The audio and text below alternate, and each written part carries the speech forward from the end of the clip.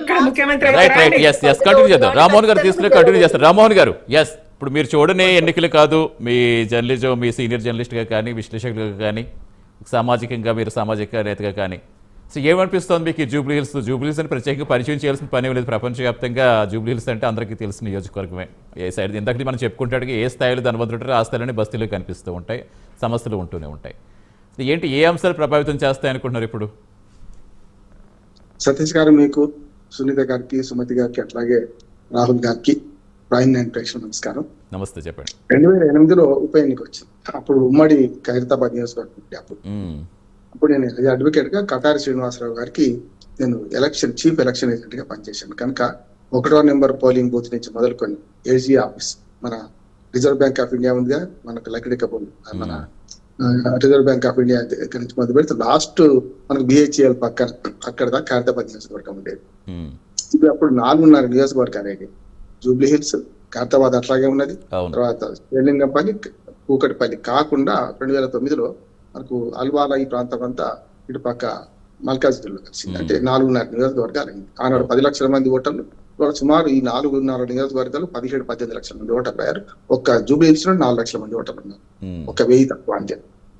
అంటే ఆసుపాసు తెలిసిన వాడు చీఫ్ ఎలక్షన్ ఏజెంట్ కనుక బూత్ స్థాయి అన్ని బూతులు తిరిగాడు. 999 బూతులు ఉండే అప్పుడు 2008 జనార్దన్ రెడ్డి గారు జరిపిన విష్ణువర్ధన్ రెడ్డి గారు పోటీ చేశారు. అప్పుడు సానుభూతి పనికి వస్తుందా రాదా అనేది ఏ ఎన్నిక ఆ ఎన్నిక ప్రత్యేకం సతీష్ గారు. ఒక ఎన్నిక ఇంకో ఎన్నికకు ఎటువంటి పరిస్థితులు ఉండదు. కాకపోతే గత 3 సార్లు అంటే 2014 నుంచి తీసుకుంటే 2014, 18, 23లో పార్టీలు వేరైనా పార్టీలు వేరు. ఎందుకంటే బీఆర్ఎస్ వేరు, టీఆర్ఎస్ వేరు. నాకు చేసి బీఆర్ఎస్ అయినాక దాని పరిస్థితి వేరుగా. మొదలు టీడీపీ, తర్వాత 2018లో టీఆర్ఎస్, 2023లో టీఆర్ఎస్. ఈ 3 పార్టీలు అంటున్నాడు వేరు వేరుగా. ఒకే పార్టీ మెర్జ్ అయినా లేకుంటే జాతీయ స్థాయికి ఎదిగినా కూడా 3 సార్లు ఆయన గెలిచారు. మెల్లమెల్లగా మెజార్టీ పెరుగుకుంటూ వచ్చింది. నేను స్వాట్ అనాలిసిస్ చేస్తున్నాను. నాకు ఏ పార్టీతో సంబంధం తెలుసు కదా. నేను కాంగ్రెస్ ఏమిటి, బీజేపీ ఏంటి, బీఆర్ఎస్ ఏంటి, స్వాట్ అనాలిసిస్ చేసుకున్నా ఒక్క 2 నిమిషాలు. మొట్టమొదటి ఏంటంటే, ఒకనాడు అంటే ఈ 3 సార్లు గెలిచిన అభ్యర్థి మాగంటి గోపీనాథ్ గారు వరుసగా ఓట్లు పెరుగుతూనే ఉన్నాయి, తక్కువ కాలే. మొదలు 9,000 చిల్లరతో గెలిచారు 2014లో. 2018కి వచ్చేవరకల్లా 13,014 గెలిచారు. మొన్నటికి మొన్న 16,000 చిల్లర ఓటుతో గెలిచారు. అంటే ఆయన పనితీరు నచ్చి ఆయన గెలిపించారు కదా. విమర్శలు కూడా గోపీనాథ్ గారి మీద ఎక్కువగా ఎప్పుడు వినలేదు కదా. విన్న సందర్భాలు ఏమైనా ఉన్నాయి అసలు? ఆయన మీద ఆరోపణలు కానీ విమర్శలు కానీ పెద్దగా ఎప్పుడు వచ్చినాయి కూడా కనిపించలేదు. కొంత హితప్రజ్ఞతో ఉన్నవాడు, పెద్దగా వివాదాల జోలికి పోనివాడు, తన పని తాను చేసుకునేవాడు. సరే, మనిషి అన్నాక మంచి చెడు 2 ఉంటాయి, కానీ మంచితనం ఎక్కువ ఉందని మాట. అందుకని చెప్పాను కదా, మెజార్టీ పెరుగుకుంటూ వచ్చింది. ఇక వాళ్ళకున్న బలం చెప్తా. అంటే బీఆర్ఎస్ నుంచి మొదలుపెట్టే బీఆర్ఎస్ ఉన్న బలం ఏంటంటే, మొట్టమొదటి మాగంటి గోపీనాథ్ గారి కానీ ఉన్న పేరు సునీత గారికి ఉన్నది కనుక భార్యగా ఆమె వస్తున్నారు. కానీ దురదృష్టం ఏంటంటే, దేశం మొత్తం కూడా చూసుకుంటే విమర్శ కాదు కానీ ఒక నిజం గమనించాలి. మనం మహిళలు కానీ యూత్ కానీ వారసత్వంగా వస్తున్నారు తప్ప స్వతహాగా ఎదగడం లేదని మంచి ఉదాహరణ. ఇప్పుడే కాదు, సబితా ఇంద్రారెడ్డి కానీ చూసుకుంటే అంతకుముందు ఇంద్రారెడ్డి చనిపోయి కూడా 30 ఏళ్ళు అయిపోయింది, ఆల్మోస్ట్ 25 ఏళ్ళు అయిపోయింది. కనుక అట్లా చూసుకుంటే మహిళలను రాజకీయాల్లోకి డైరెక్ట్ గా ఆహ్వానిస్తున్నామా అంటే లేదు కదా. అంటే భర్త చనిపోతేనేవో లేకుంటే ఇంకేదో అయితే మాత్రమే ఆహ్వానిస్తున్నాం. యూత్ కూడా అంతే, తమ పిల్లలకి ఇవ్వండి. చూసినాం కదా, లాస్ట్ చనిపోతే వారి వారసులకు ఇచ్చారు. ఇట్లా చూసుకుంటే ఈ మహిళలను, యూత్ను రాజకీయాలు డైరెక్ట్ గా ప్రోత్సహిస్తలేరు. ఇంకా పెత్తందారితనము, పెద్దలు మాత్రమే, పురుషులు మాత్రమే ఆధిపత్యం వహిస్తున్నారు. ఇక్కడ 2 ఉన్నాయి. సునీత గారి ప్లస్ పాయింట్ మాగంటి గోపీనాథ్ గారి జరిగిన సేవలు, ఆయనకున్న మంచి పలుకుబడి, 2 సానుభూతి కూడా 2 ఉన్నాయి. అట్లాగే చేసిన పనులు కూడా ఉన్నాయి. ఏ మాట కామాట చెప్పుకోవాలి. ఇప్పుడు జూబ్లీ హిల్స్ నియోజకవర్గం అభివృద్ధి చెందింది కనుకనే మొత్తం హైదరాబాద్ లో ఓ రకంగా ఓటింగ్ జరిగింది, మొత్తం మన గ్రామీణ ప్రాంతాల్లో ఓటింగ్ జరిగింది. హైదరాబాద్ అభివృద్ధి ఏ మాట కామాట చెప్పుకోవాలి. 24 నియోజకవర్గాలకు చాలా వరకు 7 ఎంఐఎం, 1 బీజేపీ తప్ప మిగతా అన్ని కూడా ఇటు పక్కన బీఆర్ఎస్ గెలుచుకుంది కదా అలాంటి 2023 ఎన్నికల్లో. కనుక అభివృద్ధి జరిగింది, అభివృద్ధిని గమనించారు, అభివృద్ధికి ఓటేద్దామని పాజిటివ్ ఓటు పడ్డది హైదరాబాద్ లో. ఇప్పుడు ఏంటంటే అభివృద్ధి సరిగ్గా జరిగిందా లేదా అనడానికి రెండో కోణం చూస్తే 23 నెలలుగా చూస్తే వీళ్ళు ఏం చేశారని బేరీజ్ వేసుకుంటారు. అంటే గత 10 ఏళ్లలో ఏం జరిగింది, ఈ 2 ఏళ్లలో ఏం జరిగింది అని ప్రజలు బేరీజ్ వేసుకుంటారు.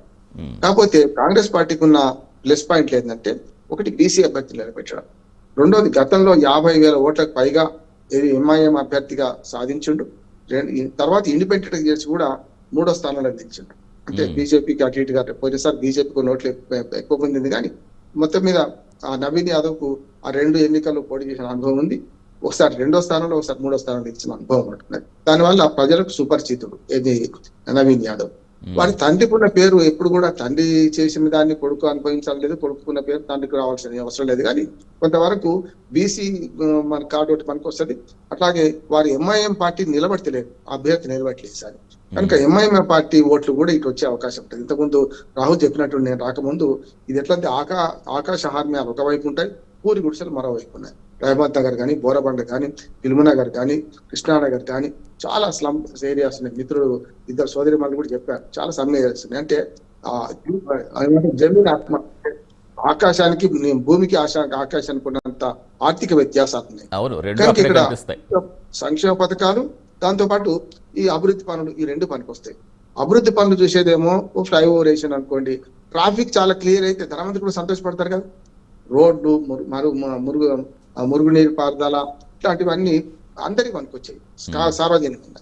సంక్షేమ పథకాలు కొందరికి పనికొచ్చాయి. సగం మంది ఓటర్లు ఇప్పుడు సగం కంటే ఎక్కువ మంది జూబ్లీహిల్స్ నియోజకవర్గంలో పేదలు, దళితులు ఇట్లా వాళ్ళు రకరకాల పేద వర్గాలు ఎక్కువ మంది ఉన్నారు. కానీ ఎప్పుడు కూడా 3వ చెప్పినాక నేను ఓటింగ్ ప్యాటర్న్కి వస్తాను. ఈ బీజేపీకి ఉన్న ప్లస్ పాయింట్ మైనస్ పాయింట్ ఏంటంటే బీజేపీ కూడా మెల్లమెల్ల పుంజుకుంటూ 2023లో కొంతవరకు 3వ స్థానంలో నిలిచినా కూడా ఓటు షేర్ పెంచుకున్నది. అంటే ఇప్పుడు ఏంటంటే ఆ ఇద్దరిని చూసాం కదా, ఈసారి చూద్దామని పార్లమెంట్ ఎన్నికలు వేరు, అసెంబ్లీ ఎన్నికలకు వేరు. అసెంబ్లీ ఎన్నికలకు, పార్లమెంట్ ఎన్నికలకు ఓటు షేర్ పెట్టింది. కానీ పార్లమెంట్ ఎన్నికల్లో ఎవరిని చూశారు? మోడీ గారిని చూశారు. కనుక మోడీ గారు ఓటు అంటే ఇటు కాంగ్రెస్ కు, బీఆర్ఎస్ పడే ఓటు కూడా మోడీ గారి పేరు మీద బీజేపీ పడ్డాయి. బీజేపీ సొంత ఓట్లు కావాలి, ఏ రకంగా చూసినా కూడా కాదు. కనుక రాష్ట్రానికి పరిమితం అయితేనేమో రాష్ట్ర పార్టీలకు వేసిండ్రు. అంటే జాతీయ పార్టీ అయిన కాంగ్రెస్ అయినా సరే, జాతీయ పార్టీ అని పేరు తెచ్చుకున్న బీఆర్ఎస్ కానీ లోకల్ గా ఎలక్షన్స్ వీటిద్దరి మధ్య పోటీ ఉన్నది. కానీ ఎప్పుడైతే జాతీయ స్థాయిలో ఎన్నికలప్పుడు పార్లమెంట్ ఎన్నికలకు వచ్చే బీజేపీ కొంత పుంజుకున్నది. ఇప్పుడు వాళ్ళు ఇద్దరు చూసింది కదా, మాకు కూడా మమ్మల్ని సార్ చూడండి అనే మాట అంటున్నారు. అసలు ఈ ముగ్గుట్లో ఎవరు గెలిచినా ప్రభుత్వాలు మారవు. ఇంతకుముందు రాహుల్ అన్నాడు కదా, అట్లా ప్రభుత్వం మారేది ఏం లేదు. అవును, ఒక సీటు పెరుగుతుందా తగ్గిద్దా అంటే సిట్టింగ్ సీట్ కనుక చావోరేవో బీఆర్ఎస్ కూడా ఒక సీట్ అదనంగా గెలుచుకుంటే, ఇంతకుముందే కంటోన్మెంట్ ఎన్నికలు గెలుచుకున్నారు కనుక 64-65 అయింది. మిత్రపక్షంతో సిపిఐతో 66 అయింది. ఇది గెలుచుకుంటే ఇంకో సీట్ పెరుగుతుంది కదా, 67కి వస్తారు కదా అనే మాట వస్తున్నది. మూడోది ఏంటంటే బీజేపీకి మైనస్ లేదు, ప్లస్ లేదు. ఎందుకంటే వాళ్ళకి ఆ మొన్నటి 2024 పార్లమెంట్ ఎన్నికల ఓటింగ్ షేర్ దక్కించుకోవడం చేస్తే మంచిది. పోటీ పడుతున్నారు, గెలవదని అనడు కానీ ప్రధానమైన పోటీ నా అంచనా ప్రకారం అయితే కాంగ్రెస్ వర్సెస్ బీఆర్ఎస్ ఉన్నది. ఈ రెండింటి మధ్య ఉండేది. ఇంకొక మాట చెప్తాను నేను, ఇక్కడ ఏమవుతుందంటే ఇప్పుడు ఈ గెలవడం వల్ల కూడా ప్రభుత్వాలు పడిపోయేది లేదు, ప్రభుత్వాలు కొత్తగా వచ్చేది లేదు. కానీ ఓటింగ్ ప్యాటర్న్ చూస్తే మీకు 3 సమస్యలు అక్కడ ప్రధానంగా కనపడుతున్నాయి. ఇప్పటికి కూడా సరైన రోడ్లు సరిగ్గా లేకపోవడం, ఇప్పటికీ పేద ప్రజలలో మంచినీళ్ళు సరిగ్గా సప్లై అవుతున్నాయి. 2 కార్డుల మధ్యన పోటీ జరుగుతుంది. ఒకటేమో బాకీ కార్డ్, రెండోది ధోకా కార్డు. బాకీ కార్డు ఏమో దిగిపోయిన పంచాంగం కదా, ఇప్పుడు అధికారంలో లేరు బీఆర్ఎస్. మీరు ఏది కానీ వాళ్ళు ఏం చేశారు, కాంగ్రెస్ పార్టీ మీద 23 నెలల్లో ఇన్ని బాకీ ఉన్నారు వేశారు. ధోకా కార్డుని ఇప్పుడు ఎవరు పట్టించుకోరంటున్నాను. ధోకా కార్డు ఏంటంటే 10 ఏళ్లలో వాళ్ళు ఇచ్చిన హామీలు కదా, వాళ్ళు సరిగ్గా అమలు చేయలేదని అహంకారము, అవినీతి ఏమనుకున్నారు, ప్రజలు ఓడించారు. ఇక్కడ ఓడించారు రాష్ట్ర వ్యాప్తంగా వేరు, ఇక్కడ ఫలితం మాత్రం బీఆర్ఎస్ కి అనుకూలంగా వచ్చింది. అంటే ధోకా కార్డు ఫెయిల్ అయినట్టే కదా లెక్క. ఇక్కడ బాకీ కార్డు మిగులు. ఇప్పుడు బాకీ కార్డు గురించి సమాధానం చెప్పాల్సిన బాధ్యత కాంగ్రెస్ పార్టీ. రెండోది డబుల్ ఇంజన్ సర్కార్ అని ఒక మాట అంటున్నారు బీజేపీ. నేనంటే ఇప్పుడు దీనివల్ల కొత్తగా డబుల్ ఇంజన్ సర్కార్ వచ్చేది ఏం లేదు, 8 తోడు ఇంకోటి ప్లస్ అవుతుంది అంతే కదా. సమస్య ఏంటంటే ఉన్న దానిలో మైనస్ ఒకటి అయింది ఆల్రెడీ బీఆర్ఎస్ కు, ఏది కంటోన్మెంట్ సీటు. ఇప్పుడు ఉన్న దానిలో ఉన్నట్ట లేకపోతే మైనస్ అవుద్దా అని వాళ్ళకి బాధ. అందుకని వాళ్ళ రేవంత్ రెడ్డి గారికి, రామచంద్రరావు గారు కొత్తగా పార్టీ అధ్యక్షుడు అయ్యిండు. ఆయనకు సవాలు అంటే గెలిపించుకుంటే ఆయన క్రెడిట్, ఓడిపోతే చూసినా కొత్త అధ్యక్షుడు ఏం చేయలేదంట. కొత్త అధ్యక్షుడు వచ్చి ఒక నియోజకవర్గం ఏం చేసేది ఏం లేదు. కానీ ఎన్నికలకు మధ్యన ఏం జరగాలో అనేది ఇప్పటికి కూడా నిర్ణయం జరుగుతలేదండి. నా ఆవేదన ఏంటంటే ఇప్పుడు వాళ్ళు ముగ్గురు మాట్లాడారు, మీరైనా నేనైనా జర్నలిస్టులుగా, లేకుంటే ప్రజల నుంచి వచ్చిన వాళ్ళం కనుక ఒక మాట చెప్తారు. వాళ్ళు ప్రజల నుంచి వచ్చారు కానీ వాళ్ళ పార్టీలో స్ట్రాంగ్ ఉంటుంటారు. నేనేం అడుగుతున్నానంటే ఈ నియోజకవర్గంలో సమస్యలు ఏమని గుర్తించిందా ఈ పార్టీలన్నీ కూడా? గుర్తిస్తే మేనిఫెస్టోలు ప్రకటిస్తున్నారా? మేనిఫెస్టో ఇప్పటికీ రావాల్సి ఉండే అంటున్నాను నేను. సరే స్క్రూటినీ జరుగుతుంది, రేపు సాయంత్రం దాకా, రేపు మధ్యాహ్నం దాకా స్క్రూటినీ జరుగుతూ అంటున్నారు. ఇవాడే 184 నామినేషన్లు నిన్న అర్ధరాత్రి దాకా, తెల్లారి గంటల దాకా పడ్డాయి కనుక అవి జరుగుతుంటాయి ప్రాసెస్ లా. పార్టీలో నా విజ్ఞప్తి ఏంటంటే ప్రజా మేనిఫెస్టోతో ముందుకు పోండి. ఇప్పుడు ఒకరి మీద ఒకరు ఆరోపణలు చేసుకుంటూ వీళ్ళు తప్పంటే వాళ్ళు తప్పంటే ప్రజలకు ఏమోరికి ఏదంటున్నారు. మీరు ప్రజలకు ఏం చేస్తారో చెప్పండి అంటున్నాను. ఉదాహరణకు కాంగ్రెస్ పార్టీ ఉన్నది, 2000 నుంచి 4000 రూపాయలు పెన్షన్ ఇస్తామన్నారు. ఇస్తారా ఇవ్వాలి చెప్పండి. ఇప్పుడు వాళ్ళు ఏవైతే బాకీ కార్డు అంటున్నారో దానికి సమాధానం చెప్పాల్సిన బాధ్యత ఇప్పుడు కౌంటర్ అంటే డిఫెన్స్ లో ఉన్నది. ఆ బాకీ కార్డుకి అంతటికీ ఆన్సర్ ఇవ్వాల్సిన అవసరం ఉందని చెప్తారు వీళ్ళకి. ఇటు పక్కన అభివృద్ధి ఏం జరగలేదు, 10 ఏళ్ళు మీరు చేసింది ఏంది అని కాంగ్రెస్ పార్టీ ప్రశ్నిస్తుంది. దానికి సమాధానం వీళ్ళు చెప్పుకోవాలి. ఏం అభివృద్ధి చేసినాం, ఇక్కడ చేసినాం, ఫోటోలతో సహా వీళ్ళు నిరూపించుకోవచ్చు. ప్రత్యక్ష ప్రమాణం కనపడుతుంది. ముంజేది కంకణానికి అదేందుకు అభివృద్ధి జరిగిందా లేదా అక్కడ ప్రజలు నిర్ణయిస్తారు. అట్లాగే వీళ్ళు కూడా ఆ ఫోటోలతో సహా వీళ్ళు చేసుకోవచ్చు. దోకా కార్డు అనేది ఏమో ఇప్పుడు వాళ్ళు వేసిన దోకా కార్డు అయిపోయింది కదా, దీపోయిన పంచాంగం కదా, అయిపోయింది. వాళ్ళు ఇప్పుడు వాళ్ళు ఆ దోకా కార్డు ప్రదర్శించినా వాళ్ళు ఇప్పుడు ఇవ్వలేరు కూడా కదా, ఇవ్వాల్సింది మీరు. మూడోది ఏంటంటే 2 పార్టీల మధ్యన ఏమంటారు దాన్ని, ఆటలో అరటి పండుగ అలా మిగిలిపోతారా లేకుంటే అధికారంలోకి వస్తారు చెప్పలేము. నేను ఎప్పుడు చెప్తున్నాను ఏంటంటే 2 లక్షల మంది ఓట్లే పోల్ అవుతున్నాయి. మేము గతంలో సర్వే చేసినాం వివేకానంద నియోజకవర్గంలో చేస్తే చాలా వరకు ధనవంతులు బాగా చదువుకున్న వాళ్ళు ఎవడు ఓటేస్తలేడు. అందుకని చూడండి, ఇప్పటికి 4 లక్షల ఓట్లు ఉంటే ఎప్పుడు కూడా 1,86,000 ఓట్లు పోయినసారి, అప్పుడు 3,90,000 ఓట్లు ఉన్నాయి, 10,000 తక్కువ పోయినసారి ఎన్నికల్లో 2023 ఎన్నికల్లో. ఎన్ని పోలేని ఎంత అవేర్నెస్ తెప్పించినా సిటీస్ లో అది ఇంకా రాలేదులేండి పూర్తిగా. ఎంత అవేర్నెస్ గ్రామాల్లో ఓటు అంటే పరిగెడతారో తప్ప సిటీలో ఇంకా రావట్లేదు. సతీష్ గారు 1,86,000 ఓట్లేదు, 86,000 ఓట్లు వచ్చినట్టు గెలిచిండు. చూడండి ఇప్పుడు మాగంటి గోపినాథ్ గారికి 80,000 చిల్లరనే వచ్చినాయి, గెలిచింది ఆయన. 3 పార్టీల మధ్యన చూసుకుంటే 1, 2, 3 చూసుకుంటే మూడు పార్టీల ఓటాన్ని పంచుకుంటే 1,86,000 రావచ్చు. కానీ ఇప్పటికి కూడా నేను 2 లక్షల ఓట్లు దాటాయి. కానీ పార్టీలు ఏం మాట్లాడుతున్నాయి, 1,00,000 ఓట్ల మెజార్టీతో గెలుస్తామంటున్నాయి. ఎట్లా గెలుస్తారు 1,00,000 ఓట్ల మెజార్టీతో అంటున్నాడు. ఇంకా మెజార్టీ 1,00,000 రాదు కదా. అందుకనే ఇప్పుడు ఓటింగ్ ప్యాటర్న్ పెంచుకునే ప్రయత్నం చేయాలి. వీళ్ళు చేయాల్సిన పని ఏంటంటే ఇప్పుడు ఓటర్లను పోలింగ్ బూత్లకు రప్పించడం కూడా టార్గెట్ వీళ్ళకి ఖచ్చితంగా. అంతే చాలా టార్గెట్ అంటారు.